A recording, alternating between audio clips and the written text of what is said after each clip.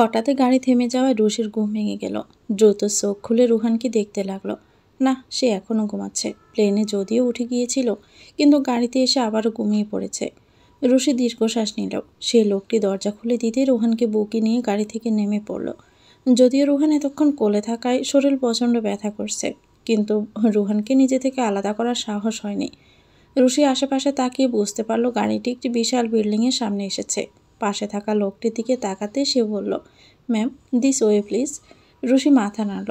এতটা পথ যখন চলে এসে যখন সামনে কি হবে ভেবে লাভ নেই। রুশি প্রার্থনা করতে লাগলো সব যেন ঠিকঠাক থাকে। রুশি তাকে ফলো করতে লাগলো নিঃসুপে। গাড়িটি টপ ফ্লোরে পৌঁছাতে লোকটি সহ রুশি একটি ফ্ল্যাটে ঢুকলো।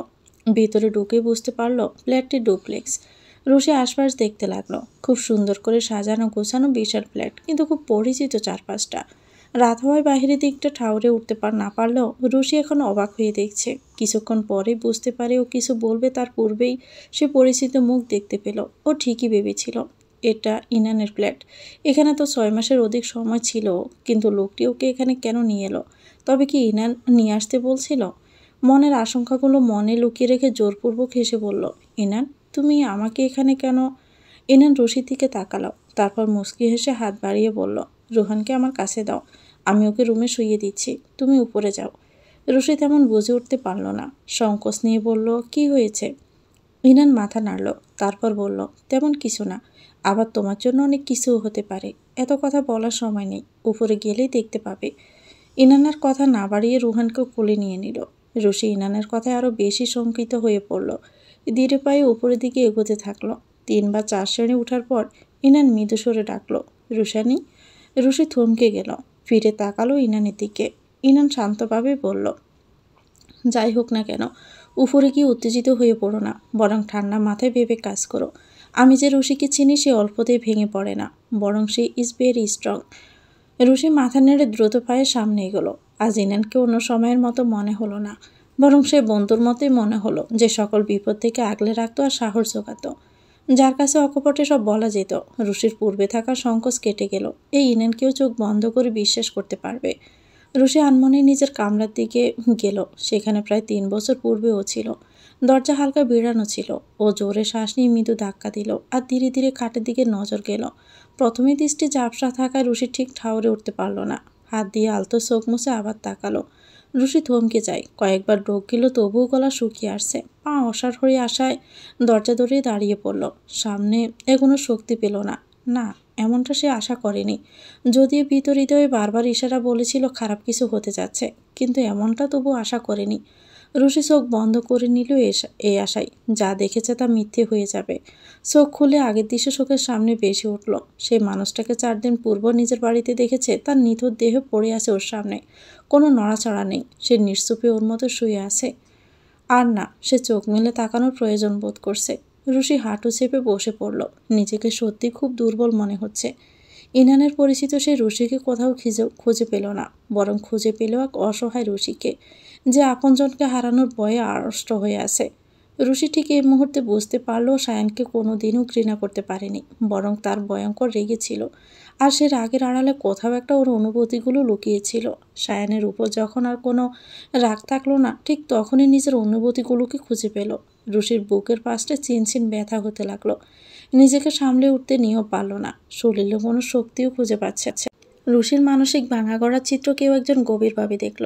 মানুষ ভালোবাসার কাছে সত্যি বড্ড অসহায়। কেউ একজনকে উজাড় করে ভালোবাসা, কিন্তু দিন শেষে তাকে না পাওয়ার যন্ত্রণা কতটা ভয়াবহ সেটা শুধু সেই উজাড় করা ভালোবাসার মানুষটি জানে। তাই তো রুশির কষ্টে সবটা দেখেও তার দিকে এগিয়ে যাওয়ার চেষ্টাটুকু করেনি। ভালোবেসে ভুল করা মানুষগুলো এমনটাই ডিজার্ভ করে। মানুষ ভালোবাসে বলেই তো কষ্ট পায়। যে ভালোবাসা শুধু কষ্ট দেয়, সে ভালোবাসে নিজেকে উজাড় করার ভুল বোকারাই করে। সে যদিও নির্দয়ের মতো সবটা দেখছিল, কিন্তু আরেকজনের বিষয়টা সহ্য হলো না। সে দ্রুত রুশির কাছে এগিয়ে এসে তাকে উঠতে সাহায্য করলো। তারপর মৃদুস্বরে বলল, রুশি ভাবি। রুশি ঝাপসা চোখে দেখে চন্দ্রিকার দিকে তাকালো। কিছুটা অবাক হলেও পাল্টা প্রশ্ন করার ইচ্ছে জাগলো না। তুমি এখানে? বলন চুপ করে কিছুক্ষণ তাকিয়ে দৃষ্টি ফিরিয়ে নিল আর সায়ানের দিকে তাকালো। চন্দ্রিকা রুশিকে বেডের পাশে থাকা টুলে বসালো, তারপর পানি এগিয়ে দিল, কিন্তু রুশি নিল না। মুখটা ফ্যাকাশে হয়ে আছে রুশির। শরীরের বিভিন্ন স্থানে জখমের দাগ আর সাথে মাথায় ব্যান্ডেজ করা। রুশির কান্না পেয়ে গেল, তাই মুখ চেপে ধরল। হালকা ফুঁপানোর শব্দ হতে পাশে থেকে বলল, ক্রিটিক্যাল পেশেন্টের সামনে এভাবে শব্দ করা যাবে না। কান্না করার ইচ্ছে থাকলে বাইরে গিয়ে করতে পারো। কথাগুলো খুব কড়া ভাষায় বলাতে রুশি থমকে গেল। নিজের কান্নাকে বহু কষ্টে থামিয়ে জড়ানো কণ্ঠে বলল, সরি, আর শব্দ করব না, চুপচাপ বসে থাকবো। কিন্তু সে নির্দয়ের মতো আবারও বলল, কোনো দরকার নেই, এখানে থাকলে শব্দ করবেই, আর তার রেস্টের প্রয়োজন। আমরা বেরিয়ে যাচ্ছি, আমাদের সাথে তুমিও চলো। কিন্তু রুশি যেতে চাইল না, বরং ঠায় মেরে বসে রইল। তা দেখে চন্দ্রিকে মৃদুস্বরে বলল, আহ আপু, আরও কিছুক্ষণ থাক না। বাবের মনের অবস্থাটা বুঝতেই পারছো, কিছুক্ষণ থেকে না হয় চলে আসবে। মেয়েটি প্রায় তৎক্ষণাৎ দৃঢ় কণ্ঠে বলল, কারণ মনের খবর আমি রাখি না চন্দ্রী, এই অভ্যেস বহু পূর্বেই ছেড়ে দিয়েছি। এই মুহূর্তে বাই থেকে গুরুত্বপূর্ণ আমার কাছে কেউ না, তার সো কল্ড বউও না। বাই হয়তো সব কিছু দেখেও না দেখার ভান করে থাকতে পারে, কিন্তু আমি না। বাইয়ের ক্ষতি করবে এমন কাউকে আমি তার আশেপাশেও ঘেঁষতে দিতে চাই না। আমি তো এটাই বুঝতে পারছি না, সাহিল ফোন করে পার্সোনালি ওকে আনালো কেন। সাহিলের এমন একটা ভাব যেন ওকে বাই দেখলে এক মুহূর্তে সুস্থ হয়ে যাবে। রুশি মেয়েটির দিকে তাকালো। বয়স 27 কিংবা 28 হবে, তবে দেখে বেশ কঠোর মনে হলো। রুশি কিছুক্ষণ ভেবে বুঝতে পারল চন্দ্রিকা ব্যতীত সায়ানের বোন বলতে শুধু একজনই আছে, যার কথা সায়ান বলেছিল, সামাইরা। সামনের মেয়েটি নিঃসন্দেহে এসে ও আরও বেশিক্ষণ থাকলে সামাইরা হুঁশ হারিয়ে চেঁচামেচি করতে পারে, যা সায়ানের জন্য ক্ষতিকর। তাই শান্তভাবে এখান থেকে যাওয়াই ভালো। আর সামাইরা ভুল কিছু তো বলেনি। সায়ানের এমন অবস্থার পিছনে ও দায়ী অনেকটাই, অজান্তে হোক বা ভুল করেছে। অন্যের কথায় নিজের মানুষকে অবিশ্বাস করার ভুল, আর তাই তো তাই হয়েছে। আর তৃতীয় ব্যক্তি চেয়েছে, আর তাকে নিজেও সুযোগ করে দিয়েছে। রুশি বেরিয়ে যেতে শামু আর চন্দ্রিকাও বেরিয়ে পড়ল। তারা সামনে এগোলে রুশি এগোলো না, বরং দরজার একপাশে ঠাঁই হয়ে বসে রইল। হাঁটুতে মাথা রেখে ডুকরে কেঁদে উঠল। এই সব কিছুর জন্য ও দায়ী। ও কেন সায়নকে আসতে দিল? যখন ওর মন সায় দিচ্ছিল না, ও কি পারত না সায়নকে বুঝিয়ে রেখে দিতে? সায়ন ওর কথা রাখেনি, বলেছিল কয়েকদিনের মাঝে ফিরে আসবে, তারপর একসাথে দেশে ফিরবে, কিন্তু আসেনি। বরং এখন এই অবস্থা। আচ্ছা, যা হয়েছে তার সাথে কি ও জড়িত? অন্য সময়ের মতো আজও কি সব ওর কারণেই হয়েছে? রুশির ইচ্ছে হলো দরজা খুলে সায়ানের পাশে গিয়ে বসতে, কিন্তু করল না। দরজার পাশে বসে রইল। যদি সায়ানের হঠাৎ হুঁশ ফিরে আসে, যদি মাঝরাতে তার পানির দরকার হয়। রুশি দরজা হালকা মিলে দিয়ে বাহিরে বসে রইল হেলান দিয়ে। পেরিয়ে যাওয়া মুহূর্তগুলোর ভাবনা কতগুলো দিন হেলায় হারিয়ে গেল। বাকি থেকে না বলা কথাগুলো ছোট্ট দীর্ঘশ্বাস। সামাইরা নিচে এসে সোফায় বসলো, আনমনে কোথাও একটা চেয়ে রইল। কেউ পাশে বসতে আর চোখে তাকালো, তারপর দৃষ্টি ফিরিয়ে নিল। পাশের ব্যক্তি যথাসম্ভব ব্যথিত কণ্ঠে বলল, মিস খান, এভাবে পাশে থাকা মানুষটিকে ইগনোর করবেন না। সবাই কিন্তু আপনার মতো নয়।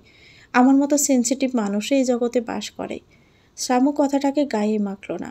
যে কিনা রক্ত জড়াতে পর্যন্ত করে না, সে নাকি আবার সেন্সিটিভ। কিন্তু এভাবে ইগনোর করাও ভালো ঠেকলো না, তাই নম্রস্বরেই বলল, আমার জন্য এত কিছু করছেন, তার জন্য ধন্যবাদ আপনাকে। একে তো আমার জীবন বাঁচিয়েছেন, তার উপর আমার ভাইকে আপনার বাসায় নিরাপদে আশ্রয় দিয়েছেন। যখন জানতে আমার স্থান তার জন্য সেফ না। ইনান মৃদু হাসল, তারপর বলল, আপনার জন্য সবটা করলাম কে বলল? সামু ব্রু কুচকে ফেলল। ইনানের কথায় মাথায় ঢুকলো না। ইনান মৃদু সুরে বলল, ওই যে দরজার সামনে যে মেয়েটি চুপচাপ বসে আছে, সে আপনার ভাইয়ের কিছু হলে নিজেকে সামলাতে পারবে না। তার খুশির জন্যই এমনটা করা। তার খুশির জন্য আমি আর শাহেদ সব করতে পারি। পরের কথাটা আস্তে করে বলল ইনান। কিন্তু শামু কিছুক্ষণ অবাক হয়ে তারপর বলল, আপনি মানুষটা বড্ড অদ্ভুত। ভালোবাসার মানুষকে খুশি রাখার জন্য নিজের লাভ ড্রাইভারকে নিজ ঘরে জায়গা দিয়ে সেটা সেবা যত্ন করছেন। এত বড় সুযোগ কি হাতছাড়া ঠিক? আর কিছু হয়ে ভালোবাসার মানুষটি কি আপনার হয়ে যেত না? ইনান কিছুক্ষণ চুপ থেকে বলল, ভালোবাসায় কখনো জোর খাটে না। যা আমার নয় তাই আমি কোনো দিনও পাবো না। একবার জোর খাটিয়ে চেয়েছি, কিন্তু লাভ হয়নি। ও যেন ভালো থাকে সেই চেষ্টাই তো করা উচিত, তাই না? আমি অনেক পূর্বেই হাল ছেড়ে দিয়েছি। বাই দ্য ওয়ে, নিজের ভাইয়ের কিছু হোক এমনটা চান বুঝি? শামু মাথা নাড়িয়ে বলল, আমি আপনার দিক থেকে বিষয়টা ভাবছিলাম। ইনান বলে উঠল, বুঝলাম। তো খিদা পাইনি, কিছু খাবেন? শামু ব্রু কুচকে বলল, তো খিদা লাগবে না? আমি রোবট যে খাবার খাওয়া লাগে না? সে কখন থেকে খিদেই মরে যাচ্ছে, অথচ খাবার অফার করলেন না। আমি তো ভাবলাম আপনি নিহাত কিপটে মানুষ। ইনান হেসে ফেলে বলল, তুমি খুবই প্র্যাকটিক্যাল। সুস্থ মানুষ প্র্যাকটিক্যালি হয়। ইমোশনাল প্রুভ হয়ে লাভ আছে? সেই তো ঠকতে হয় দিন শেষে। ইনান প্রসঙ্গ পাল্টাতে বলল, ইনস্ট্যান্ট নুডলস চলবে? শামু উচ্ছ্বসিত হয়ে বলল, শুধু চলবে না, বরং দৌড়াবে। ইনান রান্নাঘরে দিকে গেল। হুট করে মনে হলো সামনে থাকা মেয়েটির উচ্ছ্বাসিত কিশোরী মন যেন কালো ছায়ায় ডেকে আসে। হাসতে খেলতে দেখতে খুব একটা খারাপ লাগবে না। বয়সে কি এসে যায়? পূর্ব আকাশে সূর্য মামা হালকা আলো নিয়ে তাকিয়েছে সবে। দোতলার জানালার ফাঁকে মৃদু আলোতে আলোকিত চারপাশ। শীতের সকালের মৃদু রোদে রুশি কিছুটা আরাম পেল। সারা রাত শীত করায় কোমরের পাশে ক্রস করে জড়িয়ে রাখা হাত দুটো শিথিল হয়ে এলো। চোখ মেলে বাহিরে তাকাতে কপাল কুঁচকে আসে। হঠাৎ আলো ঠিক সইল না। নিজেকে গুছিয়ে উঠতে নিলে বুঝতে পারল গায়ে ছোট একটা কম্বল জড়ানো। কে কখন দিয়ে গেছে ওর জানা নেই, তবে দেখে বেশ ভালোই লাগলো। রুশি চটপট উঠে গিয়ে মৃদু শব্দে দরজা খুলল। সায়ান এখনো গভীর ঘুমে আচ্ছন্ন। রুশি কিছুক্ষণ তাকিয়ে থেকে নিচে নামার জন্য প্রস্তুত হলো। নিজের কষ্টগুলোতে আলাদা করে রুহানকে দেখতে হবে। রুশি নিচে নামতে দেখে রুহান আশেপাশে ছুটোছুটি করছে, অথচ তেমন কেউ এখনো জাগেনি। রুহানের এই এক অভ্যাস, রাতে দ্রুত ঘুমাবে আর সকালে খুব ভোরে তার ঘুম ভাঙবে। রুহান রুশিকে দেখে হাত বাড়িয়ে দিল আর বলল, মমি। রুশি কোলে নিয়েই বলল, বেবি, একদম দুষ্টুমি করবে না, না হয় কিন্তু সবার ঘুম ভেঙে যাবে। আমি ফ্রেশ হয়ে আসি, তুমি চুপচাপ বসে কার্টুন দেখো, ঠিক আছে? রুহান মাথা নাড়তে রুশি কম শব্দে টিভি ছেড়ে দিয়ে নিজের ব্যাগ খুঁজতে লাগলো। গেস্ট রুমে পেতে সেখানে ফ্রেশ হয়ে নিল। বের হয়ে দেখল রুশান তখনও টিভি দেখছে, তাই ও রান্নাঘরে গিয়ে সবার জন্য ব্রেকফাস্ট তৈরি করলো। এরপর রুহানকে খাওয়ানোর মাঝখানেই দেখলো ইনান নিচে নামছে। রুশিকে দেখেই হালকা একটা হাসলো। তাতে যেন রুশি নিশ্চিত হলো, এই ভেবে যে ইনান ও পুরনো কথাগুলো মনে করে আর সংকোচ বোধ করছে না। রুহানকে খাওয়ানো শেষ হতেই রুশি ইনানকে খাবার সার্ভ করে দিতে দিতে লাগলো। আর ইনান দ্রুত বলল, আরে লাগবে না রুশি, আমি নিয়ে খেতে পারবো, তুমি এসব করতে গেলে কেন? কিন্তু রুশি তো শুনল না। ইনান ওর জন্য কত কিছুই না করেছে, ও কি তাকে একটু রান্না করেও খাওয়াতে পারবে না? কৃতজ্ঞতা স্বরূপ না হয় কিছু একটা করলো। ইনান যখন খাবার খেতে যাবে তখন রুশি হঠাৎ করে বলে উঠল, সায়ানের কি হয়েছিল ইনান? ও তো কয়েকদিন আগেও ঠিক ছিল, আমার সাথেও ছিল, কিন্তু হুট করে কি হয়ে গেল? ইনান রুশির দিকে তাকালো, তবে রুশির মুখে সায়ানের কথা শুনে ওর এতটা কষ্ট হলো না, বরং মনে হলো বিষয়টা স্বাভাবিক। ইনান দীর্ঘ নিঃশ্বাস ফেলে তারপর বলল, আমার তেমন কিছু জানা নেই, আর যেহেতু আমি বাহিরের মানুষ আমাকে তারা কিছু বলেও নি। আমার হুট করে মিস খানের সাথে দেখা হলো, উনি বিপদে ছিল দেখে আমি ওনাকে সাহায্য করলাম, কিন্তু হসপিটালে গিয়ে দেখি সায়ানের এই অবস্থা। কি হয়েছে আমার জানা নেই, তবে খারাপ কিছুই হয়েছে হয়তো। সায়ানের অবস্থা খুব খারাপ ছিল, বিধাতা সহায় ছিল বলেই বেঁচে গেছে। রুশির আত্মা যেন কেঁপে উঠল। সায়ানকে দেখে মনে হয় শরীরের দাগ কোনো অ্যাক্সিডেন্টের নয়, বরং মারামারি করেছে। কিন্তু কার সাথে? সিমন? রুশিকে চুপ করে থাকতে দেখে ইনান বলে উঠল, আমি খুব অবাক হয়ে গিয়েছিলাম যখন জানতে পারি মিস খান সায়ানের বোন। বেশ অবাক হয়েছিলাম আমি, তাকে অনেক দিন ধরে চিনলেও আমি বুঝতে পারিনি। রুশি ভাবুক দৃষ্টিতে ইনানের দিকে তাকিয়ে বলল, মিস খান কার কথা বলছো? চন্দ্রিকা নাকি শামু? I mean Samaira? ইনান থমকে গেল। কিছুক্ষণ চুপ থেকে মুচকি হেসে ফেলল। এত সহজে নাম জেনে যাবে ভাবতে পারেনি। চন্দ্রিকাকে শাহিদের সুবাদে ও চিনে, তার মানে ওর দেখা অজানা মেয়েটির নাম সামাইরা খান। ইনান অস্পষ্ট স্বরে শব্দগুলোর উপর জোর দিয়েই বলল, সামাইরা। রুশি বুঝতে না পেরে বলল, হুম। ইনান মাথা নেড়ে বলল, কিছু না, ব্রেকফাস্ট করো। সায়ানের অ্যাসিস্ট্যান্ট যখন আসবে তখন ওকে জিজ্ঞেস করে নিও কি হয়েছিল। তারপর দুজন চুপ হয়ে গেল। ইনান হঠাৎ করে বলে উঠল, আমি একটা জিনিস বুঝতে পারছি না রুশি, তুমি ওই কাজটা কেন করলে, যেখানে তুমি নিজে আমার সাথে ঝগড়া করেছ সায়ানকে জেলে পাঠানোর ব্যাপারটা নিয়ে? কথা পর্যন্ত বলনি। আমি বাধ্য হয়ে সবটা বন্ধ করে দিয়েছিলাম। সেখানে হুট করে তুমি বলেছিলে সায়ানকে এক্সপোজ করতে। কী কারণ ছিল তোমার? রুশি মাথা নিচু করে ফেলল, তারপর নিম্নকণ্ঠে বলল, আমি তোমাকে বুঝিয়ে বলতে পারছি না কিছু, তবে আমি বাধ্য ছিলাম এমনটা করতে। ইনান চিন্তিত স্বরে বলল, কে তোমাকে বাধ্য করেছে রুশি? কার এত স্পর্ধা? রুশি অপ্রস্তুত হয়ে পড়ল। শীতের সকালেও কপালে বিন্দু বিন্দু ঘাম জমতে থাকলো। কাঁপা কাঁপা কণ্ঠে বলল, আমি জানি না সে কে, তবে সে এমন একজন যে আমাকে চিনে, এমনকি আমাদের সবাইকেই চিনে।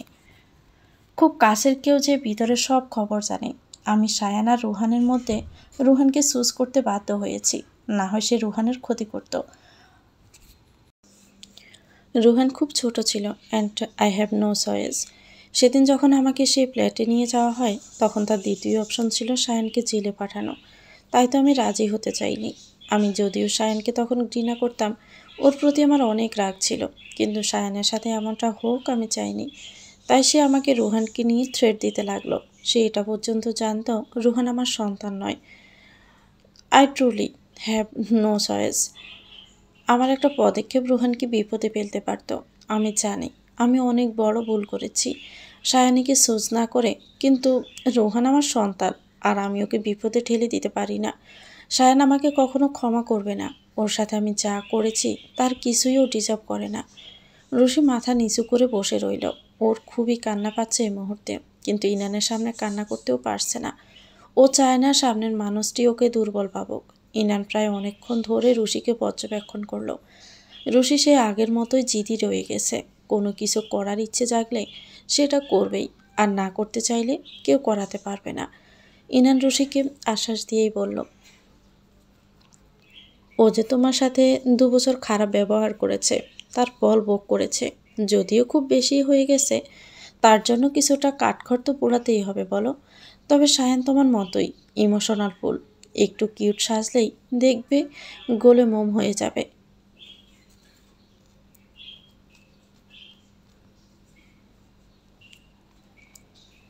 বলেই ইনান জোরে হেসে দিল। সায়ান আসলেই কিছুটা বোকা, না হয় মানুষ এভাবে চুপচাপ সব সহ্য করে। ওর তো অনেক পূর্বে সব কিছুর মুখোমুখি হওয়া দরকার ছিল। এভাবে লুকোচাপা না করলে হয়তো গল্পটাই অন্য হতো। রুশি নিজ থেকে সব বলবে, এই অপেক্ষা না করে বরং নিজে থেকে নিজের দিক দিয়ে বলা শুরু করলেই ভালো হতো। ইনান হাসলেও রুশি হাসল না, বরং চুপচাপ বসে রইল। সামনের খাবারগুলো বেশ বিস্বাদ লাগছে। সব কিছুর মজা যেন হারিয়ে ফেলেছে ও। সে খাবার টেবিলে আর কারো কথা হয়নি। একে একে সবাই এসে ব্রেকফাস্ট করে নিল, কিন্তু কেউ টু শব্দটুকুও করেনি। সবাই যার যার মতো নিজের ভাবনাগুলো নিয়েই ব্যস্ত। সময়টা তখন বিকেলের শেষ পর্যায়ে। শীতের আকাশে কুয়াশার দারুণ সূর্যের মুখ দর্শন করা দুষ্কর। শহরের মানুষ সূর্যোদয় যেমন উপভোগ করতে পারে না, তেমনি সূর্যাস্ত সময়টুকুও ঠিক ঠাউরে উঠতে পারে না। ঠিক সেই সময়তে লন্ডনের বিখ্যাত হোটেল ড্রিন স্ট্রিট টাউন হাউস এর সামনে একটি ট্যাক্সি এসে থামল। গাড়িতে থাকা নারী বিল মিটিয়ে বেশ মার্জিত ভঙ্গিতে ভিতরে ঢুকলো। রিসিপশনের নির্দিষ্ট রুম রঙের কার্ড দেখে সামনে চলল। 6তলার লিফট থেকে নেমে বেরিয়ে নির্দিষ্ট রুমের সামনে এসে দাঁড়ায়। কয়েকটা জোরে শ্বাস নিয়ে দরজা বেল চাপল। বেশ কিছুক্ষণ পর একজন পুরুষ এসে দরজা খুলতেই সে নারীকে দেখতে পায়। প্রায় তৎক্ষণাৎ সে দরজা লাগিয়ে দিতে চাইলেও সময় পেল না। কিছুটা ধস্তাধস্তিও হলো। ছেলেটি সফল তার পূর্বেই নারী ভিতরে ঢুকে পড়ে। কিছুটা হাঁপিয়ে বলল, সাহিল, আপনি আমাকে ইগনোর কেন করছেন? সত্যটা জানা আমার জন্য খুবই দরকার। কেন বুঝতে পারছেন না? আমাকে আপনার সত্যটা বলতে হবে, তাও এক্ষুনি। সাহিল মাথা নিচু করে ফেলল। তারপর সম্মানের সহিত বলল, সরি ম্যাম, কিন্তু স্যার জ্ঞান হারানোর পূর্বে আপনাকে বলেছে কিছু না বলতে। আমি তার কথা অমান্য করতে পারছি না। রুশি রেগে গেল। সে সকাল থেকে সাহিলের সাথে যোগাযোগ করার কম চেষ্টা করেনি, কিন্তু সে সফল হয়নি। শেষমেশ বাধ্য হয়ে এমনটা করতে হয়েছে। রুশি শান্ত ভঙ্গিতে বলল, আপনার স্যারের অনুপস্থিতিতে সব কিছুর উপর অধিকার তো আমার, তাই না? আমার আন্ডারে আপনারা সবাই। সাহিল হঠাৎই কথা বুঝতে না পেরে মাথা নাড়ল, আর রুশি কিছুটা জোর দিয়ে বলল, আমি অর্ডার করছি, আপনাকে আমাকে সবটা বলুন। আমার জানা খুবই জরুরি। সাহিল মাথা নিচু অবস্থায় দাঁড়িয়ে রইল। দেখে রুশি নিজের কণ্ঠ নামিয়ে ফেলল, নিম্নস্বরে বলল, আমার জানাটা খুব জরুরি সাহিল, কারণ এতে শুধু সায়ান না, আরও কিছু মানুষের জীবনও জড়িত। সায়ান আমাকে ওর বোন আর সিমন সম্পর্কে বলেছে সবটা, তাই আমি বাকিটুকু শুনতে চাই। যদি সায়ান কিছু বলে আমি সবটা সামলে নেব। সাহিল অনেকক্ষণ চুপ করে রইল, তারপর কি ভেবে যেন কথা বলা শুরু করলো। আপনি হয়তো সিমন অ্যান্ডারসনের নাম শুনেছেন। সে প্যারিসের বাসিন্দা আর বেশ বড় ঘরের সন্তান। বাবা লন্ডনের হলেও মা ফ্রান্সের হওয়ায় প্যারিসেই তারা ঠাঁই গুঁজে নিয়েছে। তারপর হুট করে ছোট ম্যাডামের সাথে তার বিয়ে হলো। স্যার খোঁজ নিয়ে জানতে পেরেছিল ভালোই ছেলে, কিন্তু হুট করে ম্যাডামের সাথে অনেক কিছু হলো। তার সন্তানও মারা গেল। এরপর বস গভীরভাবে খোঁজ লাগায় আর জানতে পারে সিমন ড্রাগ অ্যাডিক্টেড আর মানসিক বিকারগ্রস্ত। দেখতে সম্পূর্ণ সুস্থ হলেও সে মানসিক দিক থেকে সুস্থ নয়। সে নারীদের নিয়ে খেলতে ভালোবাসে, আর তার অবসেশন হচ্ছে এশিয়ান মেয়েরা। যেহেতু তারা অন্য মেয়েদের মতো খোলামেলা না, বরং কনজারভেটিভ, তাই তাদের পাওয়ার জন্য সব কিছু করতো। এমনকি এশিয়ার অনেক দেশের ভাষাও সে জানতো। ছোট ম্যাডাম ছাড়াও তার এশিয়ান স্ত্রী আরও স্ত্রী ছিল এবং তাদের সাথে ডিভোর্সও হয়ে গেছে। যেহেতু পরিবার প্রভাবশালী তাই এসব খবর দামাচাপা দিয়ে ফেলেছে। স্যার এসব কথা শুনে নিজেকে সামলাতে পারেনি, আর ক্লাবে তাকে বেদরম পিটিয়েছে, অলমোস্ট মেরেই ফেলেছিল। ভেবেছিল হয়তো সব কিছু সেখানেই শেষ, কিন্তু না, সেখান থেকে শুরু হয়েছিল সব কিছু। সিমন হসপিটালে যাওয়ার পর আরও মানসিকভাবে অসুস্থ হয় এবং তাকে রিহ্যাবে দেওয়া হয়। সেখান থেকে সে পালিয়ে যায়। সাহেল এতটুকু বলে থামল। কিছুক্ষণ পর আবারও বলা শুরু করলো। তার জীবনের একমাত্র লক্ষ্য হয়ে পড়ে ছোট ম্যাডাম। সে স্যারের উপর প্রতিশোধ নিতে চায় ছোট ম্যাডামকে দিয়ে, কিন্তু স্যারের কারণে পারেনি। তিনি ছোট ম্যাডামকে দূরে পাঠিয়ে দেন, আর সিমনও হুট করে গায়েব হয়ে যায়। চলে যায় অনেকগুলো বছর। স্যার সিমনের কথা প্রায় ভুলেই গিয়েছিল। এরপর আপনি আসলেন স্যারের জীবনে। তারপর সে আকর্ষিত ঘটনা। স্যার আপনাকে ওই অবস্থায় দেখে বিশ্বাস করতে পারেনি, তাই আপনার কাছে বারবার কী হয়েছে সেটা জানতে চাইতো। এর পিছনে অন্য কেউ আছে কিনা সেটা খুঁজে বের করতো। তার উপর আপনি অন্য কারোর সাথে যুক্ত কিনা বুঝতে পারছিল না, তাই আপনাকে যথাসম্ভব এড়িয়ে চলতো। তারপর আপনি হুট করেই হারিয়ে গেলেন, আর তার কিছুদিন পর আমরা বুঝতে পারি ওই ঘটনার পিছনে সিমনের হাত ছিল। এমনকি বড় সাহেবের আকস্মিক মৃত্যুতেও কিন্তু কিভাবে কি বুঝতে পারেনি। আমরা তাকে খুঁজতে থাকি, কিন্তু সে ছিল উধাও-এর মতো। কিছুদিন পূর্বে স্যার যখন আপনার কাছে ছিল, তখন আমরা জানতে পারি সিমন লন্ডনে আছে, তাও তার নিজ পরিবারে। আর তাই স্যার লন্ডনে আসে সিমনকে ধরতে আর কিছু প্রশ্নের জবাব খুঁজতে। কিন্তু হুট করে তার কাছে মেসেজ বলে যে সামাইরা ম্যাডাম লন্ডনে আছে, আর সিমন সেটা জানে। তাই স্যার কিছু না ভেবে সরাসরি সিমনের বাড়িতে যায়, তাও একা। আমরা সবাই বাহিরে ছিলাম স্যারের কথা অনুযায়ী। আমাদের আরেক টিম ম্যাডামকে খুঁজে বের করে তাকে ফলো করছিল। ভিতরে কি হয়েছে জানি না, তবে এক পর্যায়ে গুলির শব্দ হতে থাকে আর আমরা ভিতরে যাই। গিয়ে স্যার নিজের মাথায় গান ধরা অবস্থায়, আর সিমন নিজের মাথায়, যেন কোনো এক প্রতিযোগিতায় ব্যস্ত। এমনটার এক পর্যায়ে সিমন স্যারকে গুলি করতে নিলেই স্যার সরে যায়, আর তাদের মাঝে প্রচুর ফাইট হয়। দুজনের সময় পর্যায়ের হওয়ার কারণে খুব বাজেভাবে ইনজুর্ড হয়, আর এক পর্যায়ে সিমন স্যারকে গুলি করে পালিয়ে যায়। আমরা দ্রুত স্যারকে হসপিটালে নিয়ে আসি, কিন্তু স্যারের অবস্থা খুব খারাপ থাকে। যদি গুলি হাতে লেগেছিল, কিন্তু ইনজুরিটা বেশি ছিল। তবে সিমন যাওয়ার পূর্বে চিৎকার করে বলেছিল ও সব করেছে, কিন্তু কি করেছে জানা নেই। সাহিলের কথা শেষ হতে রুশি মুখ খুলল আর বলল, আপনি এর থেকেও বেশি জানেন তাই না, কিন্তু বলতে চাচ্ছেন না। সায়ানের বাবার হত্যার পিছনে সে দায়ী। সেদিন ওই ফ্ল্যাটের ঘটনায় সে দায়ী।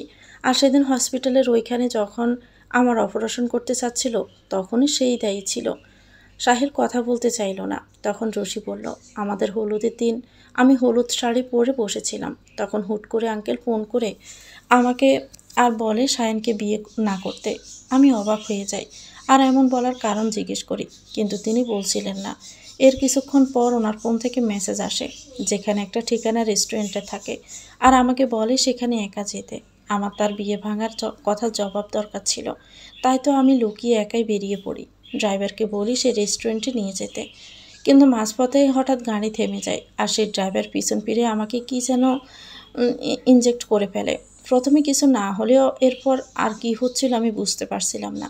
যখন আমার হালকা হুঁশ আসে, তখন দেখি সায়ানের বাবা আমার সামনে বাঁধা অবস্থায়, আর আমি তার ঠিক সামনে দাঁড়ানো, আর আমার হাতে কিছু একটা। আমার দৃষ্টি ঝাপসা ছিল। একটা কণ্ঠ আমাকে অনেক কিছু বলছিল, যা আমি মনে করতে পারছি না। তার কিছু পরে আঙ্কেল আমাকে বললেন সায়ানকে বিয়ে করতে না, আর এটাও বলেন যে এখানে যা হবে না তা যেন সায়ানকে না বলি। আমাকে অনেকবার বলার পর জোকের বশে ওয়াদা করে ফেলি, আর তার ঠিক পরে কেউ একজন আমাকে বারবার আঘাত করতে বলেছিল। আমি এমনটা না করতে চাইলেও কি হলো জানি না, কিন্তু আমি তাকে সত্যি আঘাত করেছি। আমি নিজেকে কন্ট্রোল করতে পারছিলাম না। তবে এরপর কি হয়েছে আমার জানা নেই। আমার যখন হুঁশ আসে তখন নিজেকে হসপিটালে আবিষ্কার করি। ওইখানে অনেক কিছুই হয়েছিল, কিন্তু আমার কিছুই মনে নেই। তাই সায়ানের কাছে বলার মতো আমার কাছে কিছু ছিল না, আর আমি ভয়ে ছিলাম তাই বলতেও পারিনি। আর আঙ্কেলের কথা বলতে পারিনি, কারণ আমি ওয়াদাবদ্ধ ছিলাম।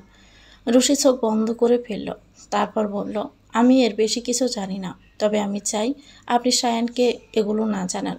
সেদিন সবটাও না জানলেও এসবের পিছনে যে সিমন ছিল তাতেও নিশ্চিত। কিন্তু সিমন কি আদৌ সব একা করেছে? গড়ের খবর জানার জন্য গড়ের কেউ তো প্রয়োজন, আর সেই গড়ের কেউটা কে, যে নিজের কাছের মানুষকে ধোকা দিল? আর সায়ানের বাবা পথ থেকে সরে গেলে লাভ হতে পারে সেই ব্যক্তিটাকে, নাকি তার টার্গেট শুধুমাত্রই সায়ান?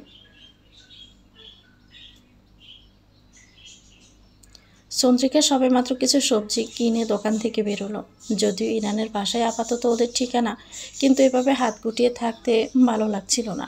সায়ানের অসুস্থতায় সবাই প্রায়শই মনমরা হয়ে থাকে। তার উপর শামু আর রুশির শীতল কলহ।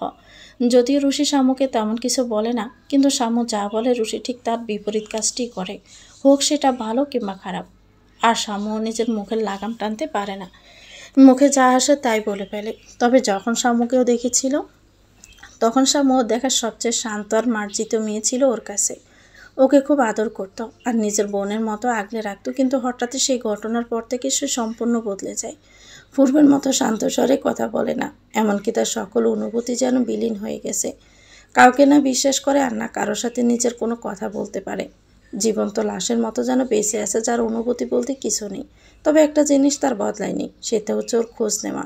যদিও আগের মতো করে না, তবুও চন্দ্রিকের বেশ ভালো লাগতো। শামুর উপর দিয়ে খুব কঠোর হওয়ার চেষ্টা করলেও সে স্টিল কেয়ার্স। লন্ডনে শামুর কাছে আসা চন্দ্রিকার প্রথমত নিজের মায়ের থেকে আড়াল হওয়ার জন্য আর সব কিছু ভুলে যাওয়ার জন্য, কিন্তু সেটাই একমাত্র কারণ ছিল না।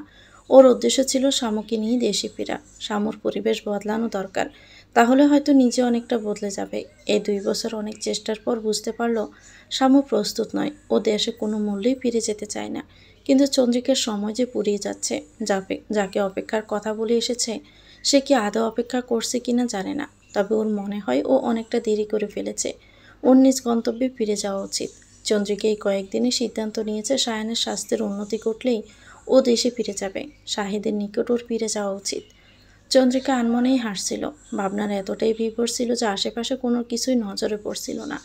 হঠাৎই একজনের সাথে ধাক্কা খেয়ে বাস্তবে ফিরে আসলো। সে মৃদু কণ্ঠে সরি বলার পর সামনে এগোতে লাগলো, আর চন্দ্রিকাও। কিন্তু ও থমকে গেল। প্রথমে মনে হলো ভুল শুনেছে, তাই আরও 2 কদম এগোলো। কিন্তু তারপরে থেমে গেল। ও ভুল শোনেনি, ও স্পষ্ট শুনেছে সেই কণ্ঠ। চন্দ্রিকা ফিরে তাকালো সেই রাস্তায়, কিন্তু কয়েকজন অপরিচিত মুখ ব্যতীত আর কাউকে দেখতে পেল না। ওর মস্তিষ্ক বলছিল ফিরে যেতে, যাকে সে খুঁজছে তার এখানে আসা সম্ভব নয়। কিন্তু তবুও চন্দ্রিকা আশেপাশে দেখতে লাগলো, চোখ দিয়ে খুঁজতে লাগলো সেই পরিচিত মুখ। প্রায় বেশ কিছুক্ষণ আশেপাশে উদ্দেশ্যহীনভাবে খোঁজার পর চন্দ্রিকা বাসায় ফিরতে পারল। কি মনে করলো, তবুও কয়েকবার ফিরে ফিরে তাকালো, যদি একবার তার দর্শন পায়। চন্দ্রিকা বাসায় ফিরে সোজা কিচেনে চলে গেল। রুশি তখন হালকা কিছু খাবার বানাতে ব্যস্ত। চন্দ্রিকাকে দেখে হালকা মুচকি হেসে বলল, তুমি আবার কষ্ট করে গেলে কেন? কাউকে বললেই তো এনে দিত। চন্দ্রিকা কিছু একটা বলতে চেয়েও বলল না, বরং বিনিময়ে হেসে বলল, সারাক্ষণ ঘরে বসে থেকে বোর হচ্ছিলাম, তাই তো একটু ফ্রেশ এয়ার নিতে গেলাম। তারপর বেশি কিছুক্ষণ চলে যাওয়ার পরেও হেসেলে কোনো শব্দ হলো না। হয়তো দুজনেই বলার মতো আর কোনো শব্দ খুঁজে পায়নি, তাই। চন্দ্রিকা সায়ানের ঘরের দিকে ঢুকতে নিতেই খুব জোরে মাথায় বাড়ি খেল। ভীষণ বিরক্তি নিয়ে সামনের মানুষটির দিকে তাকিয়ে থমকে গেল। চন্দ্রিকা খুব বেশি আনন্দিত হবে নাকি বিস্মিত হবে বুঝতে পারছিল না। সেখানে সে চুপচাপ দাঁড়িয়ে আছে। শাহেদ বেশ কিছুক্ষণ পকেটে হাত দিয়ে দাঁড়িয়ে রইল, কিন্তু চন্দ্রিকার কোনো ভাবান্তর না দেখে হালকা কেসে বলল, আপু, যদি সামনে থেকে একটু সরতেন। চন্দ্রিকা অপ্রস্তুত হয়ে দরজার সামনে থেকে সরে গেল, আর শাহেদ নিজের মতোই নিঃশব্দে চলে গেল। কিন্তু কেউ যদি গভীরভাবে লক্ষ্য করত, তবে বুঝত সেই হাসি আটকানোর কতটা প্রয়াস করছিল। চাপা হাসির কারণে শরীর মৃদু কেঁপে উঠেছিল। খুব কষ্টে হাসি আটকে সিঁড়ি দিয়ে নেমে সে সিঁড়িতে বসে খিলখিল করে হাসতে লাগলো। তারপর হঠাৎ হাসি থামিয়ে গম্ভীর হয়ে উঠল। আজ 2 বছরে খুব একটা কিছু বদলায়নি। চন্দ্রিকা সে পূর্বের মতোই আছে, তবে নাকের ডগায় নতুন একটা তিল লক্ষ্য করেছে। শাহেদ যাতে চন্দ্রিকাকে আরও বেশি কিউট লাগে। শাহেদ সায়ানের অসুস্থতার খবর রুশি থেকে পেয়ে লন্ডনে আসতে চেয়েছিল, কিন্তু নিজের অফিসের কাজ আর আরও কিছু বাড়তি কাজ করার আর সময় হয়ে ওঠেনি। আজ এসে রুশি থেকে জানতে পারে চন্দ্রিকা এখানে। এক মুহূর্তের জন্য যেন থমকে গিয়েছিল, তারপর মৃদু হেসে ওঠে। তারপর চন্দ্রিকাকে দেখতে নিচের দোকানে গেল এবং ইচ্ছে করে ধাক্কা লাগিয়ে সরি বলে দোকানের পাশে লুকিয়ে পড়েছিল। তারপর বাড়ি ফিরে আসে চন্দ্রিকা পৌঁছানোর পূর্বেই। ও ওর কথা রেখেছে। এই 2 বছরে একদিনের জন্যও চন্দ্রিকার খোঁজ করেনি, বরং অপেক্ষা করে গেছে। কিন্তু চন্দ্রিকা যখন নিজেই ওর সামনে এসে দাঁড়িয়েছে, তবে এত সহজে তো আর তাকে হাতছাড়া হতে দিবে না, বরং নিজেই বানিয়ে হবে লন্ডন শহর ছাড়বে। সায়ানের যখন হুঁশ ফিরল, তখন প্রায় পরদিন সকাল। হাতে পায়ে জখম উন্নতির দিকে থাকলেও মুখ শুকিয়ে কাঠ। অস্পষ্ট স্বরে পানি পানি বলতে শামু পানি এগিয়ে দেয়। চন্দ্রিকা দৌড়ে গিয়ে সবাইকে খবর দেয়। রুশি তখন রুহানকে খাইয়ে দিচ্ছিল পরম যত্নে। খবরটা শুনে যদিও ছুটে আসতে ইচ্ছে হচ্ছিল, কিন্তু এখন গেলে হয়তো শামুর মুখোমুখি হতে হবে, তাই রুশি থাই গেড়ে বসে রইল। রুহানকে ধীরে সুস্থে খাওয়াতে লাগলো। উদ্দেশ্য সবাই ঘর খালি করে দিলে একান্তভাবে সায়ানের সাথে দেখা করবে। ওদের মাঝে অনেক না বলা কথা রয়ে গেছে, যার পরিপূর্ণতা দরকার। অনেক প্রশ্নের জবাব এখনও ধোঁয়াশা, যদিও কিছু উত্তর ওর কাছে পানির মতো পরিষ্কার। রুহানকে খাওয়ানো শেষে উপরে গেল। দু একবার উকিঝুঁকি মারল আর সবাই ঘেরাও করে থাকায় সায়ানের মুখটা দেখা হয়নি, তাই দরজায় ঠায় মেরে দাঁড়িয়ে রইল। কিছুক্ষণ পর একে একে সবাই বেরোতে লাগলো। শাহিদ বেরোতে শান্ত স্বরে বলল, আপু, ডোন্ট বি স্ক্যার্ড, সব ঠিক হয়ে যাবে। কথার মানে ধরতে না পারায় রুশি প্রশ্নবোধক দৃষ্টিতে তাকায়, কিন্তু শাহিদ বাড়তি একটা শব্দ না বলে চলে যায়। সামু যাওয়ার সময় রুশির দিকে শান্ত দৃষ্টিতে তাকায়। এই দৃষ্টিতে রাগ কিংবা ক্ষোভ ছিল না, তেমনি মায়াও ছিল না। সামুর দৃষ্টি উপেক্ষা করে রুশি সরাসরি রুমে ঢুকে পড়ল। সায়নকে হুঁশ ফেরা অবস্থায় হেলান দিয়ে ডাক্তারের কথা শুনতে। তার অবস্থার উন্নতি দেখে রুশি সুস্থে পেল। রুশি কিছু একটা বলতে যাবে, তার পূর্বে সায়ন ইশারা দিয়ে বলল, পানি। রুশি দ্রুত এগিয়ে দেয়, আর সায়ন চুপচাপ কিছুক্ষণ বসে থেকে বলে, আপনার আসলে এসব করার আর প্রয়োজন নেই। আমি যেহেতু অনেকটাই সুস্থ, তাই আপনার কষ্ট করে আসতে হবে না আর। আমার সাহায্যের জন্য অন্য সদস্যরা রয়েছে, তারা বাকিটা সামলে নিতে পারবে। রুশির কথাটায় কিছুটা কষ্ট পেল, কিন্তু প্রকাশ করল না, বরং মেডিসিনের পাতা থেকে মেডিসিন বের করতে লাগলো। যে সায়ানের সামনে ধরতে যাবে, তখনই সায়ান দ্রুত হাত চেপে ধরল আর গম্ভীর স্বরে বলল, বললাম তো, আমার নার্সের প্রয়োজন নেই, আমার পরিবার সামলে নেবে বাকিটা। রুশি হাত হাওয়াতে থামিয়ে দিল আর অস্পষ্ট স্বরে বলল, নার্স। তারপরে কিছুটা কড়া গলায় বলল, এখন আমি বউ থেকে আবার নার্স হয়ে গেলাম, তাও এমন একজন যার প্রয়োজন নেই। বাহ। সায়ন কিছু না বলেই গম্ভীরভাবে তাকিয়ে রইল, আর রুশির মনে হলো সায়ন মজা করছে না, কিন্তু ওকে নার্স বলে ডাকছে কেন।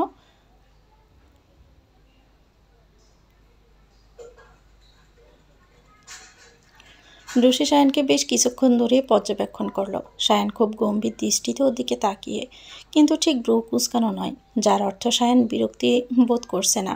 সায়নের শরীর মৃদু কাঁপছে। রুশি কিছুক্ষণ ব্রু কুঁচকে তাকালো, তারপর কিছু না বলে বেশ বিরক্তি নিয়ে সায়নের মুখে মেডিসিনগুলো দিয়ে পানির গ্লাস এগিয়ে ধরলো আবারও। সায়ন দ্রুততার সাথে কিছু বলতে নিল, কিন্তু মেডিসিনের জন্য বলতে পারল না। কোনো রকম গিলে রুশির দিকে রাগী দৃষ্টিতে তাকালো। হঠাৎই রুহানের কান্নার আওয়াজ শোনা যায় নিচ থেকে। রুশি বেশ চিন্তিত কণ্ঠে দরজার পানে তাকালো আর ভাবতে লাগলো রুহানকে গিয়ে দেখা উচিত কিনা, কিন্তু শাইনকে পেলে যেতেও ইচ্ছে করছে না। দ্বিধাদ্বন্দ্বের মাঝে হঠাৎ চিন্তিত একটি কণ্ঠ বলে উঠল, রুহান কান্না করছে, আপনি ওকে গিয়ে দেখেন। রুশি বিস্মিত হলো না, বরং চুপ হয়ে গেল। তারপর কিছুক্ষণ বাদে মুচকি হেসে তাকিয়ে বলল, আপনি আমাকে চিনেন? সায়ন হঠাৎই প্রশ্নে অপ্রস্তুত হয়ে পড়লেও গম্ভীর কণ্ঠে বলল, চিনি তো, আপনি আমার নার্স। রুশি ব্রুকুসকে তাকাতেই ডাক্তার কাঁপা কাঁপা কাঁপা কণ্ঠে অনেক কিছু বলল, যার বাবার তো এই যে সায়ন তার মাথায় প্রচণ্ড আঘাত পাওয়ায় মস্তিষ্কে কিছু টিস্যু ক্ষতিগ্রস্ত হয়েছে, এই জন্য সে অনেক স্মৃতি আর স্মৃতিতে থাকা মানুষকে ভুলে গিয়েছে।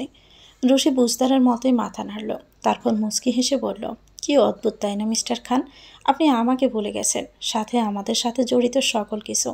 তার মানে আপনার আরও 5 বছর পূর্বে থেকে কিছুই মনে নেই, অথচ আপনি রোহানকে ঠিকই মনে রেখেছেন।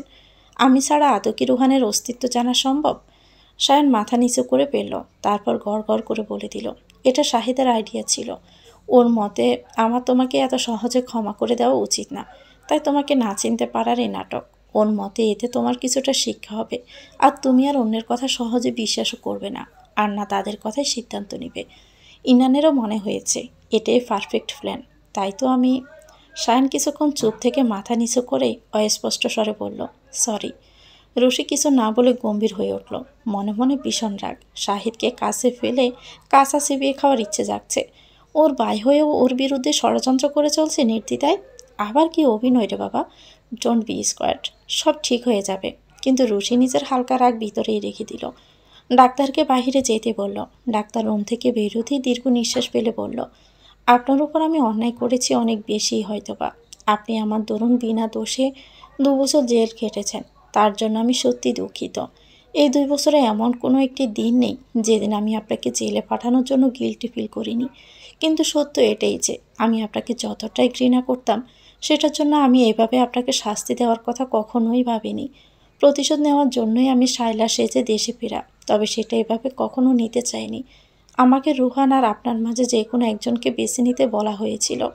আপনার সাথে এমনটা করতে না চাইলেও রুহানকে দূরে ঠেলে দেওয়ার ক্ষমতা আমার ছিল না। আমি ওকে পেটে না ধরলেও নিজ হাতে বড় করেছি, সবসময় নিজের সন্তান ভেবে এসেছি। আমার সন্তান হারানোর পর ও আমার জীবনে এক ফালি রোদের মতো ছিল, যে আমাকে আশার আলো দেখিয়েছে। ওর কিছু হলে ওর কিছু কখনোই হতো না, বলতে পারো ওকে কিছু করার সাহস ছিল না কারো। রুশি অবাক হয়ে তাকালো, তারপর কাঁপা কাঁপা গলায় বলল, মানে? সায়ান হালকা হেসে বলল, বদ্ধ পাগলেও নিজের সন্তানকে আগলে রাখে, আর সীমন্ত মানসিকভাবে কিছুটা অসুস্থ। তোমার মনে হয় সে নিজের সন্তানকে মেরে ফেলার কথা কখনো ভাববে? সায়ানের কথা শুনে রুশি থমকে গেল, কয়েকটা ঢোক গিলল। ও যেন নিজের কানকেও বিশ্বাস করাতে পারছে না। এবার বুঝতে পারছে রুহানের নাম সাবেস্টাইন অ্যান্ডিসন কেন ছিল, কিন্তু বিষয়টাও বিশ্বাস করতে চাইল না। মাথা নাড়িয়ে বলল, অসম্ভব, রুহান সিমনের সন্তান কি করে হতে পারে? সায়ান শান্ত কণ্ঠে বলল, আমিও বিশ্বাস করিনি, কিন্তু পরে বাধ্য হয়েছি, কারণ সিমন নিজের মুখে তা বলেছে। সিমনের অনেক নারীর সাথেই সম্পর্ক ছিল, আর রুহান তাদের একজনের সন্তান। রুহান ওর নিজের সন্তান এটাও জেনেছে তুমি দেশে ফেরার পর, আর তখনই সে তার নিজের প্ল্যান বদলে ফেলে। যেহেতু রুহান তোমার কাছে আছে, তাই রুহানকে নিজের কাছে নেওয়া সম্ভব নয়। তাই ও ইচ্ছে করে আমার বিরুদ্ধে তোমাকে উস্কিয়েছে। এতে করে তুমি আমার বিরুদ্ধে প্রতিশোধ নিবে, যেমন তোমাকে বাধ্য করেছে আমাকে জেলে পাঠানোর জন্য। এতে আমি ভেবে নিব তুমি আমার উপর প্রতিশোধ নিয়েছো, যেটা আমি ভেবেছি। তারপরও ভেবেছিল আমিও তোমার উপর প্রতিশোধ নিব, আর আমাদের প্রতিশোধের খেলায় দুজনেই শেষ হয়ে যাব। রুহানকেও নিজের কাছে নিয়ে যেতে পারবে। রুশি প্রসঙ্গ পাল্টে বলল, আমি বললাম আর আপনি বিশ্বাস করে নিলেন জেলের বিষয়টা নিয়ে? শায়ন কিছুক্ষণ চুপ থেকে বলল, আমার কাছে সম্পর্ক মনে হচ্ছে বিশ্বাস। যাই কিছু হয়ে যাক না কেন, সবার পূর্বে নিজের মানুষটির কাছে জানা আসলে কি হয়েছে। সত্যি বলতে তুমি যাই আমার কাছে বলেছ কিংবা বলো, আমি তা সত্যি বিশ্বাস করে ফেলি। একটি কথাও যাচাই করে দেখতে ইচ্ছে হয় না। রুশি দৃষ্টি ফিরিয়ে অন্যদিকে তাকালো, তারপর বলল, কিন্তু আমি পারি না। কোনো কিছুকেই যেন চোখ বন্ধ করে বিশ্বাস করে নিতে এখন আর পারি না। তাই আপনার কথাগুলোও বিশ্বাস হয়নি। হয়তো আপনি সেভাবে কিছু বলেননি, আর আমিও শুনতে চাইনি। তাই আমি মানছি আমি অনেক ভুল করেছি, বারবার অন্যদের বিশ্বাস করেছি আর আমাদের সম্পর্কে দূরত্ব বাড়িয়েছি। কিন্তু আমি কি পরিস্থিতির শিকার ছিলাম না? হ্যাঁ, আপনি আপনার স্থানে ঠিকই ছিলেন। যে আপনার বাবাকে হত্যার চেষ্টা করবে তাকে ভালোবাসা যায় না, কিংবা সে চোখে দেখাও যায় না, কিন্তু আমি তো সেই বিষয়টা তখন মানতে পারিনি। আমি অনেক দুর্বল ছিলাম আপনার প্রতি। আপনার দিনের পর দিন আমার প্রতি নিঃস্বপতায় আমি হাঁপিয়ে গিয়েছিলাম। আপনি কিছু বলেননি আমাকে, কিন্তু কিছু না বলেও অনেক কিছু বলেছেন। আমি প্রতি মুহূর্তে মনে করেছি আমি একজন খুনি, অথচ সেদিন রাতে আসলে কি হয়েছিল তার কিছুই আসলে আমি জানি না। আমি সবটা তাই মেনে নিতাম, এমনকি জেলে যাওয়া পর্যন্ত মেনে নিয়েছিলাম।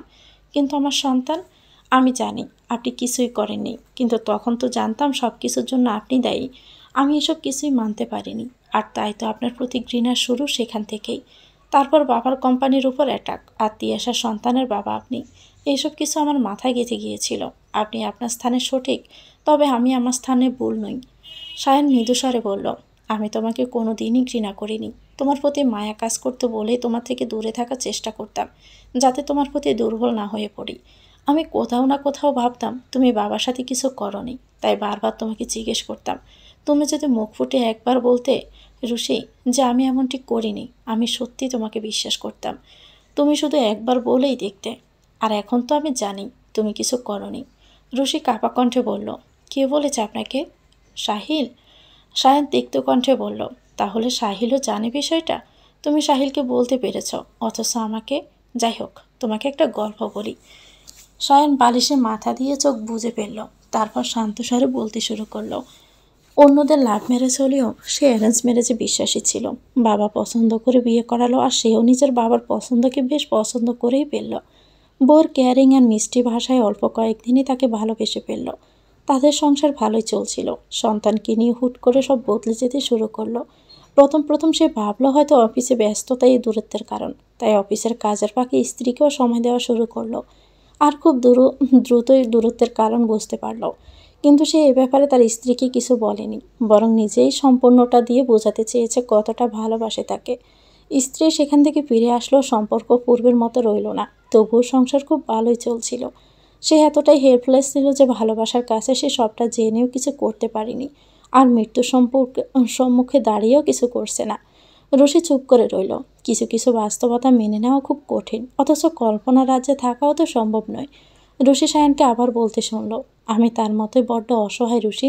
সবটা জেনেও কিছু করার ক্ষমতা নেই। না সেদিন কিছু করতে পেরেছি, আর না আজ কিছু করতে পারবো। কিন্তু সম্পর্কটা কি আদৌ পূর্বের মতো থাকা সম্ভব? এই ধরনের অনুভূতিগুলো খুব কষ্টের। না ফেলে দেওয়া যায় আর না ধরে রাখা যায়। তবে আমি তাকে কখনোই ক্ষমা করতে পারবো না। রুষি জোর করে শ্বাস নিয়ে বলল, আর আমাকে ক্ষমা করতে পারবেন? সায়ন জবাব না দিয়ে পাল্টা প্রশ্ন করল, তোমারটা বলো, পারবে আমাকে মন থেকে ক্ষমা করে দিতে? রুষি সায়নের দিকে তাকিয়ে মাথা নেড়ে বলল, জানি না, ভেবে দেখিনি। তবে আজকাল আপনাকে খুব বিশ্বাস করতে ইচ্ছা করে। আপনি যা বলেন তাতে সন্দেহ করার অভিলাষ থাকে না। সায়ন রুষিকে ইশারা করলো পাশে এসে বসতে। রুষি বসতে মৃদু কণ্ঠে বলল, অতীত নিয়ে অনেক ভেবেছি, আর ভাবতে ইচ্ছে হয় না। আমি একটু শান্তি চাই রুষি। আমাদের বর্তমান আর ভবিষ্যৎ নিয়ে আমার অনেক স্বপ্ন। আমাদের ছোট্ট একটা সংসার হবে। আমাদের বাচ্চারা সারা ঘর জুড়ে ছুটোছুটি করবে, আর আমি তাদের মন ভরে দেখব। আমি এই দূরত্ব আর চাই না। এই লুকোচাপার প্রতিযোগিতায় আমি ক্লান্ত। আমি তোমাকে আমার অনুভূতির কথা বলতে চাই এই তোমাকে আমি কতটা মিস করেছি। ইচ্ছে করে তোমাকে শক্ত করে জড়িয়ে ধরে বলি, ভালোবাসি, ভালোবাসি, খুব বেশি ভালোবাসি। একটা সুযোগ দিবে আমায়? রুষি খুব করে বলতে চাইল হ্যাঁ। ও ওদের সম্পর্ক সাজাতে চায় নিজ হাতে। সায়ানের সাথে একসাথে থাকতে চায়। কিন্তু কেন যেন সায়ানের হঠাৎ কনফিউশনে লজ্জা পেলেও পূর্বের মতো হুট করে মুখের উপর কথা বলতে পারল না। নীরবতাই সম্মতির লক্ষণ। সায়ান যাতে এটা ধরে নেয় তাই ভেবে চুপ করে আছে। স্বভাবতই রুষি সায়ানের হাত ধরল, কিন্তু চমকে উঠল। জ্বরে সায়ানের শরীর পুড়ে যাচ্ছে। ও দ্রুত বলল, আপনার শরীর তো পুড়ে যাচ্ছে জ্বরে, আমি এক্ষুনি ডাক্তারকে ডাকছি। বলে উঠে যেতে নিলে সায়ান হাত ধরে বসিয়ে দিল। তারপর মুচকি হেসে বলল, তুমি এখানেই থাকো, কোথাও যেও না। আমি একটু রেস্ট নিলে জ্বর সেরে যাবে, ডাক্তারের দরকার নেই। রুষি উঠে যেতে চেয়েও উঠল না। কেন যেন সায়ানের কথা ফেলতে পারেনি। সায়ান রুষির হাত নিজের মাথায় রেখে মৃদু স্বরে বলল, মাথায় হাত বুলিয়ে দাও। রুষি তাই করতে লাগলো, আর সায়ান চোখ বুঝে অস্পষ্ট স্বরে বলতে লাগলো, একটা কোথাও দাগ রেখে যাই, জড়িয়ে গেলে ক্ষত। জ্বরের একটা গন্ধ আছে, ভালোবাসার মতো।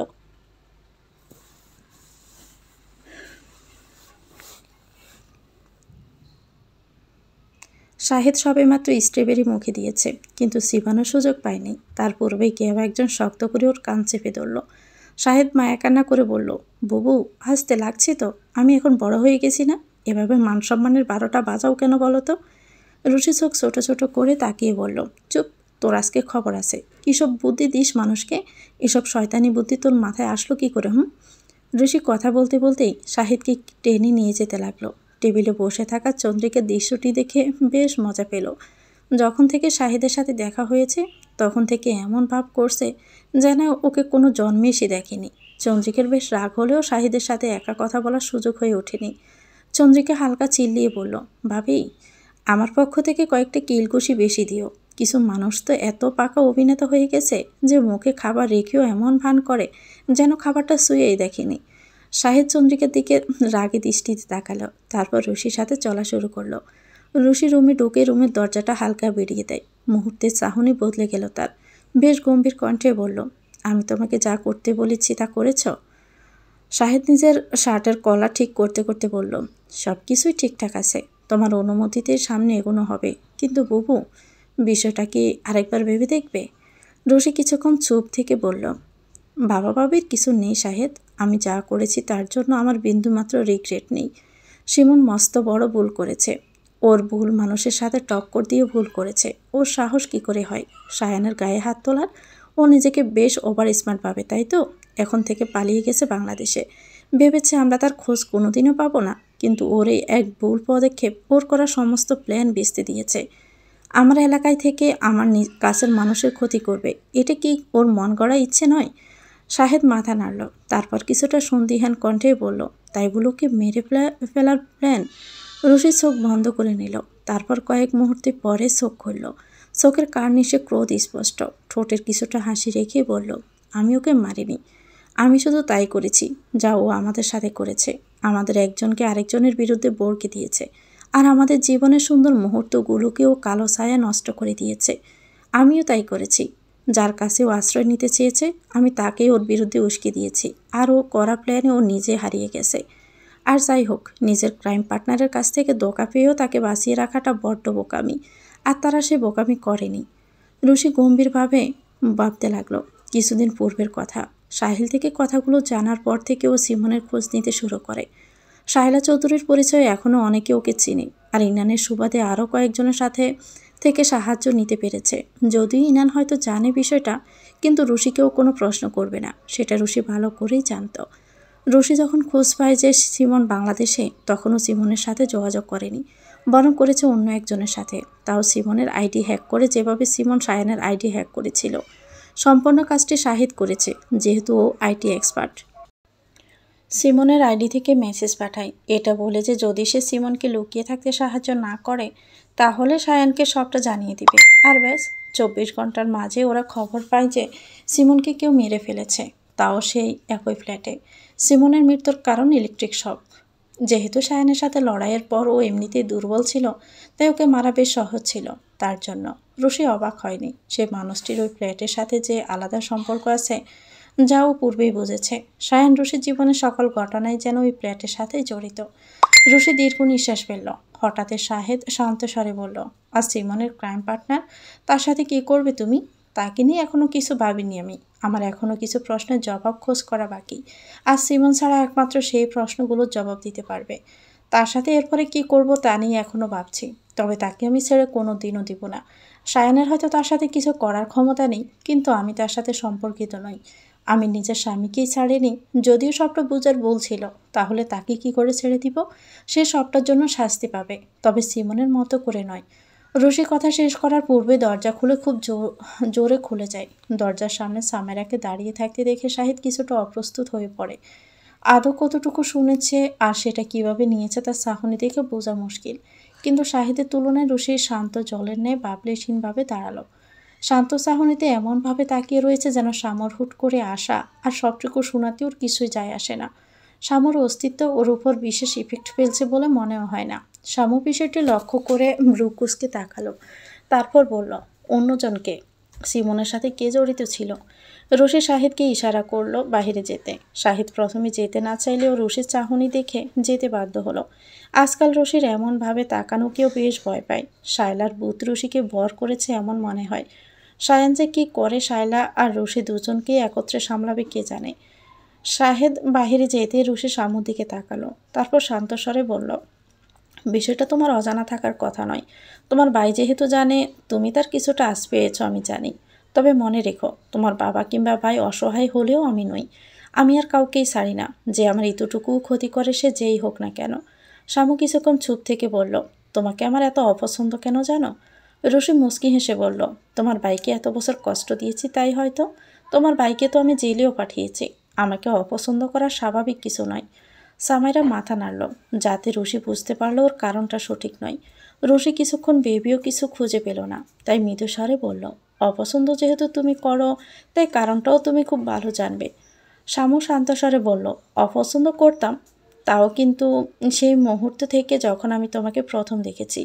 দরজার সামনে বসেছিলে, তাও কান্নারত অবস্থায়। সেই এক মুহূর্তে তোমার মাঝে আমি আমাকে খুঁজে পেয়েছিলাম। কোনো একদিন দরজার সামনে বসে একই অসহায় অবস্থায় আমি কাউকে বলেছিলাম আমাকে ছেড়ে না যেতে। অতীত মনে করার অনুভূতি সুখকর হয় না, আর সেই মুহূর্তে আই হেটেড ইউ। ভালোবাসার কাছে সেই অসহায় তোমাকে দেখে আমি সহ্য করতে পারিনি। তারপর জানতে পারি তুমি তার সন্তানকে বড় করেছ, যার কাছে একসময় আমি বড্ড অসহায় ছিলাম। তোমাকে আমি যতবার দেখেছি ততবার আমার অতীত, যা আমি বলতে বসেছিলাম, তার স্মরণে এসেছে। তোমার দুর্বল অবস্থা আমাকে আমার অসহায়ত্বের কথা স্মরণ করিয়েছে বারবার। আর আমি যাকে পছন্দ করি না, তাদের কোনো কিছুই আমার পছন্দ নাই। আর তাই ভাইয়ের কাছে তোমার যাওয়া আমার পছন্দ ছিল না। আমি ভালোবাসা নামক ন্যাকামো সত্যি সহ্য করতে পারি না। এই even head the word love. সামুর কণ্ঠ জড়িয়ে এলো। ও কিছুক্ষণের জন্য চুপ হয়ে যায়। রুশি হঠাৎই বলে উঠল, আমি শুধু আমার কাছের মানুষদের সামনেই দুর্বল। তাদের সামনে আমি হয়তো বড্ড ইমোশনাল, কিন্তু সেটা কাছের মানুষ পর্যন্তই সীমাবদ্ধ, বাহিরের মানুষের জন্য নয়। সিমনকে সরাতে যেহেতু আমি দুবার ভাবিনি, অন্যদের সরাতেও আমার বুক কাঁপবে না। আমি ততটুকু মানসিকভাবে দুর্বল নয় সামাইরা, যতটা তুমি আমাকে ভাবো। শামু মাথা নাড়ল, তারপর বলল, জানি, অন্তত আজকের পর থেকে বিশ্বাস করি। তোমার এই কঠোর রূপ পর থেকে আমি আর আমাকে তোমার মাঝে খুঁজে পাবো না। সত্যি বলতে তুমি খুব সাহসী, যা করতে চাও তার সবটাই করতে পারো। তুমি মুহূর্তে মোমের মতো নরম হলেও পর মুহূর্তে শক্ত হতে পারো। আমার তোমার মতো হওয়ার ক্ষমতা নেই। আমি চাইলে নরম হতে পারি না, কিংবা আমি সে কঠোরও নই। আমি শুধুই আমি, যার আমার হৃদয় বলতে কিছুই নেই। রুশি শামুর দিকে কিছুক্ষণ তাকালো, তারপর কিছু একটা বুঝতে পেরে বলল, হৃদয়হীন মানুষ কখনো হতে পারে না শামু। তুমি নিজের অনুভূতি হয়তো প্রকাশ করো না, কিন্তু তোমার হৃদয় বলতে কিছু না কিছু থাকতো। তবে সায়ানকে দেখে রাখতে না। চন্দ্রিকাকে বলতে শুনেছি তুমি তার খোঁজ নিতে, এমনকি সবাইকে বছর বছর চিঠি পাঠাতে। আর সবচেয়ে বড় কথা, তুমি আমাকে অপছন্দ করা সত্ত্বেও আমার গায়ে কম্বল চড়াতে না সেদিন রাতে। তুমি যতই নিজেকে হার্টলেস বলো না কেন, অন্তত আমি এটা বিশ্বাস করি না। সামু, হৃদয় সবার ভাঙে, কষ্ট সবাই পায়, তাই বলে সেটাকে আগলে ধরে সারা জীবন বাঁচা যায় না। তুমি কাউকে অনেক বেশি ভালোবেসে কষ্ট পেয়েছ। হয়তো তোমার সম্পর্কের ভিত্তি মিথ্যে ছিল, কিন্তু তাই বলে ভালোবাসা শব্দটা মিথ্যে নয়। কাউকে ভালোবাসা ভুল কিছু নয়। তবে ভুল মানুষকে ভুল সময়ে ভালোবাসা ভুল। যাকে ভালোবেসেছ সেই মানুষটা ভুল শামু। তাই বলে সকল মানুষ ভুল নয়। তোমার মনের দরজা একবার খুলেই তো দেখো। হয়তো এমন কেউ তোমার জন্য অপেক্ষায় আছে, যে তোমার জন্য সঠিক মানুষ ছিল। নিজেকে একটা সুযোগ দাও, অন্তত অন্য কাউকে একটা সুযোগ দাও, যে তোমাকে বোঝাতে পারবে ভালোবাসা মিথ্যে কিছু নয়। এমন একজনকে হয়তো খুঁজে পাবে যে একান্তই তোমার। সে হয়তো তোমার আশেপাশেই রয়েছে শামু। তাকে একটা সুযোগ দিয়ে দেখো। অতীতকে বলে বর্তমানকে নিয়ে বাঁচতে শিখো। বর্তমান তোমাকে ভবিষ্যতে বেঁচে থাকার অনুপ্রেরণা যোগাবে। শামু পুরোটা সময় কিছু বলেনি, বরং চুপ করে দাঁড়িয়েছিল। চোখ দুটো লাল হয়ে থাকলেও একটুও কান্না করলো না। ও যেন জেদ ধরে বসে আছে, একটু চোখে জল ফেলবে না। রুশিদ দীর্ঘ নিঃশ্বাস ফেলল, তারপর কিছু একটা ভেবে দাঁড়িয়ে রইল। তবে বেশিক্ষণ নয়, হুট করে এগিয়ে এসেও শামুকে জড়িয়ে ধরল। বিষয়টাতেও নিজে কিছুটা অবাক হলো, তবে শামুকে ছাড়ল না। এই মুহূর্তে শামুকে ছোট্ট রুহানের মতো মনে হলো, যাকে রুশি খুব করে প্রটেক্ট করতে চায় সব কিছু থেকে। রুশি মৃদুস্বরে বলল, নিজের কান্নাগুলো সবসময় লুকিয়ে রাখতে হয় না। এই কষ্টের বুঝগুলো কোনো একাই নিজের ভিতর রেখে দাও, যেখানে তোমার কোনো দোষই ছিল না। মাঝে মাঝে কান্না করলে মন বেশ হালকা হয়, কষ্ট কম অনুভূত হয়। সব কিছু নিজের মাঝে রেখে দিও না। কিছু জিনিস যেতে দেওয়াই ভালো। অন্তত ভালো থাকা যায় কিছু মুহূর্তের জন্য হলেও। সাম্য বিনিময়ে কিছু বলল না। কিছুটা সংকোচ বোধ করলো, রুশিকে আলতো করে জড়িয়ে ধরল। ও রুশির সামনে কান্না করতে চায় না, একদমই না, কিন্তু নিজেকে দমিয়ে রাখতেও পারল না। শব্দহীনভাবে চোখে জল গড়ালো ওর। মৃদু কেঁপে উঠল শরীর। রুশি সবটা বুঝেও যেন কিছু বুঝলো না, বরং নিঃসুপে দাঁড়িয়ে রইল। শামু রুশিকে আরেকটু শক্ত করে জড়িয়ে ধরল। হুট করে রুশিকে নিজের আপন মনে হতে শুরু করলো।